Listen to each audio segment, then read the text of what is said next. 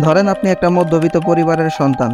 সেই ছোটবেলা থেকেই দেখছেন আপনার মা বাবা খুব কষ্ট করছে আপনার পড়াশোনার খরচ চালানোর জন্য। তখন আপনার লক্ষ্য কি হবে? অবশ্যই পড়াশোনা শেষ করে ভালো একটা চাকরি করা। তাই আপনিও একেবারে মন দিয়ে পড়াশোনা করে খুব ভালো একটা রেজাল্ট করলেন আপনার সেই কাঙ্ক্ষিত চাকরি পাওয়ার আশায়, কিন্তু তারপরও আপনার সেই চাকরিটা হলো না একটা কারণে, আর সেই কারণটাই হলো কোটা। আসসালামু আলাইকুম বন্ধুরা, 2018-র পর আরও একবার দেশে কোটা সংস্কার আন্দোলন।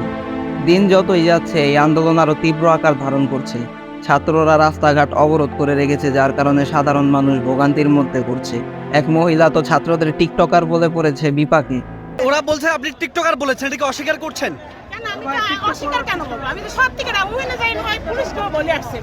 সে আমাকে জিজ্ঞেস করতেছে, আমি বাঁচি না ছেলেদের যন্ত্রণায়।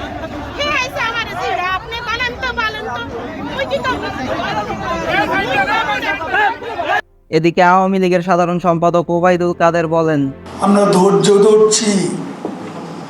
ধৈর্য ধরার অর্থ আমাদের দুর্বলতা নয়। सर क्या बात है सर, क्या बात, ये बात है। अरे सर क्या बात। কি এই কোটার কি কোনো প্রয়োজন আছে? কোটা না থাকলে দেশে কি সমস্যা হতে পারে জানার চেষ্টা করব আজকের ভিডিওতে।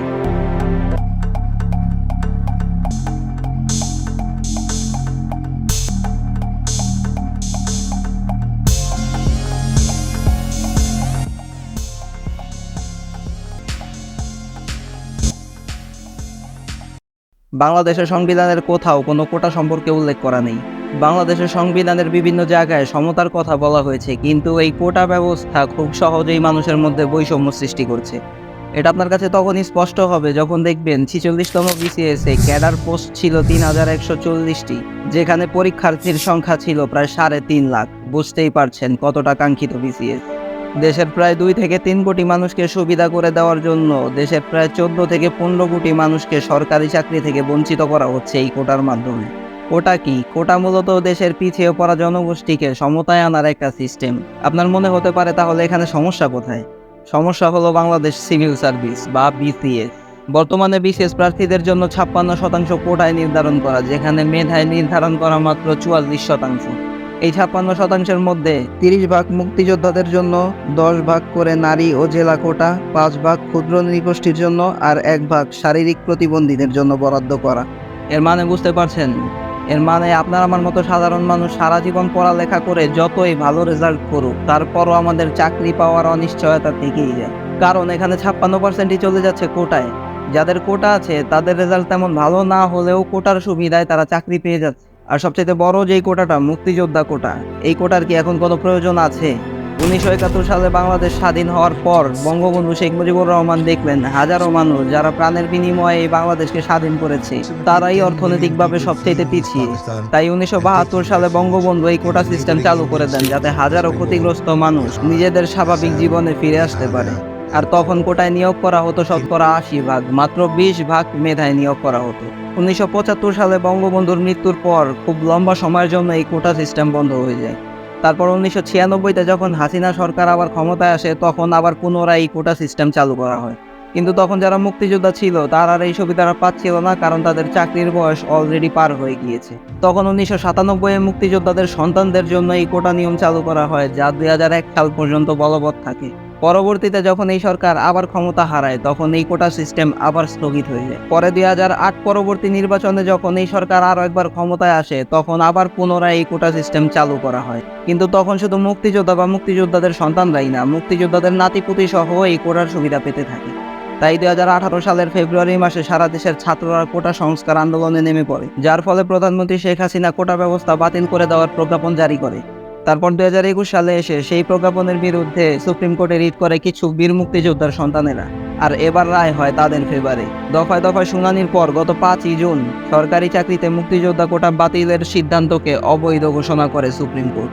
এরপর 30 জুন থেকে কোটা সংস্কার আন্দোলন শুরু করে ছাত্ররা, যা এখন পর্যন্ত অব্যাহত আছে, আর দিন দিন যার ভয়াবহতা আরও বাড়ছে। ছাত্রদের দাবি সরকারই পারে এই কোটা সমস্যার সমাধান করতে, কিন্তু সরকার বলছে হাইকোর্ট রায় দিয়েছে, এখানে আমার কি করার। তাহলে কথা হলো 2018 সালে কিভাবে কোটা বাতিল করেছিল সরকার? তারপরে যখন তাদের আন্দোলন, তারা একবার কোটা চায় না, যখন বলছে কোটা চায় না, আমি দাবি মেনে নিয়েছি, এখানে খুব ধর বিষয় না। ঠিক আছে, ছেলেপেলেরা দাবি করেছে, আমরা দাবি মেনে নিয়েছি। পৃথিবীতে অনেক দেশে এই কোটা সিস্টেম চালু আছে, কিন্তু তার হার মেধাবীদের চাইতে বেশি না। ম্যাক্সিমাম দেশে এই চাকরিতে নিয়োগ হয় মেধার ভিত্তিতে, কোটায় নয়। আর এখানে কোটা একেবারে বাতিলের আন্দোলন চলছে না, এখানে কোটা সংস্কার আন্দোলন চলছে। কিছু কোটা থাকা অবশ্যই প্রয়োজন আছে, যেমন ক্ষুদ্র নৃগোষ্ঠী, আদিবাসী বা প্রতিবন্ধীদের জন্য, যেন তারা সমাজে পিছিয়ে না পড়ে। এখন আপনারা প্রশ্ন করতে পারেন, যারা দেশের জন্য জীবন দিয়েছে তাদের জন্য কি এতটুকু করা যায় না? সমস্যা কোথায়? সমস্যা হলো দেশের প্রায় 2 লক্ষ মুক্তিযোদ্ধার তালিকায় প্রায় 70,000 মুক্তিযোদ্ধাই ভুয়া, যাদের এই 71 যুদ্ধের সাথে কোনো সম্পর্কই নেই।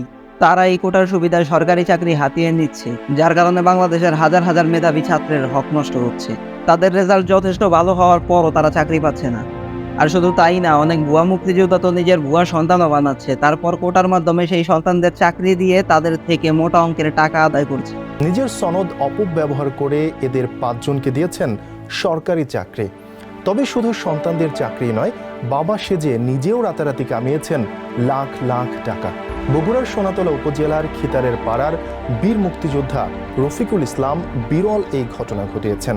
এটা তো যেন একটা ব্যবসা শুরু হয়েছে, আর তাই আপনি এই কোটাকে সমর্থন করতে পারেন না, যে এই কোটা দুর্নীতির জন্ম দেয়। আর যেখানে মুক্তিযোদ্ধাদের সম্মানের কথা আসছে, বর্তমানে একজন মুক্তিযোদ্ধা মাসিক 20,000 টাকা ভাতা পাচ্ছেন, 2 ঈদে 10,000 করে আরও 20,000 পাচ্ছেন। এছাড়া বিজয় দিবসে 5,000, বাংলা নববর্ষে 2,000 করে টাকা পান একজন বীর মুক্তিযোদ্ধা। আর এই টাকা গ্রামের একটা সাধারণ পরিবার চলার জন্য যথেষ্ট।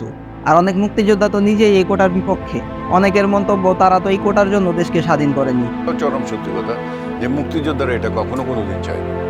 কারণ আমরা দেশকে স্বাধীন করেছিলাম যখন, সে সময় একটা নির্দেশই ছিল বঙ্গবন্ধুর, যে আমাকে একটা দেশ দাও, আমাকে একটা স্বাধীনতার পতাকা দাও, আর আমি জাতি হিসাবে আমি বাঙালি, আমাকে সেই বাঙালি আমার পরিচয়টা, আত্মপরিচয়টা দাও। এত কিছুর পরও ছাত্রদের আন্দোলন কোটা বাতিলের না, কোটা সংস্কারের। একটা দেশ যেখানে 56% কোটায় আর 44% মেধায় চাকরিতে নিয়োগ দেওয়া হয়, সেই দেশে মেধার মূল্যায়ন কতটা হয় সেটা আমি আপনার কাছে প্রশ্ন রাখছি। এখানে আরও আছে 10% নারী কোটা, যেখানে নারীরাই বলছে আমাদের কোটার প্রয়োজন নাই, সেখানে সরকার জোর করে তাদের কোটা দিচ্ছে আর বলছে কোটা থাকলে এখন চাকরিটা পেত। তো আমার প্রশ্ন হচ্ছে যে সেই সময় যারা আন্দোলন করেছিল আমাদের অনেক মেয়েরাও ছিল, নারী কোটা চাই না। যিনি বলছেন নারী কোটা চাই না, মেধা দিয়ে চাকরি পাবে, সে কি চাকরি পেয়েছে? সে কি বিশেষ পরীক্ষা দিয়েছে? মানে যার চাকরি করার যোগ্যতা নাই তাকে ঠিকই চাকরিটা দিয়ে দাও কোটার মাধ্যমে, আর যার চাকরি করার যোগ্যতা আছে সে এই কোটার কারণে চাকরিটা না পাক। অনেক মুক্তিযোদ্ধাদের মতে বাংলাদেশের মতো একটা দেশে 5 থেকে 10%-এর বেশি কোটার কোনো প্রয়োজনই নেই। কোটা নিয়ে আপনার কি মতামত অবশ্যই কমেন্ট করে জানাবেন। ভিডিও ভালো লাগলে চ্যানেলটি সাবস্ক্রাইব করে পাশে থাকবেন। দেখা হবে পরবর্তী ভিডিওতে। আল্লাহ হাফেজ।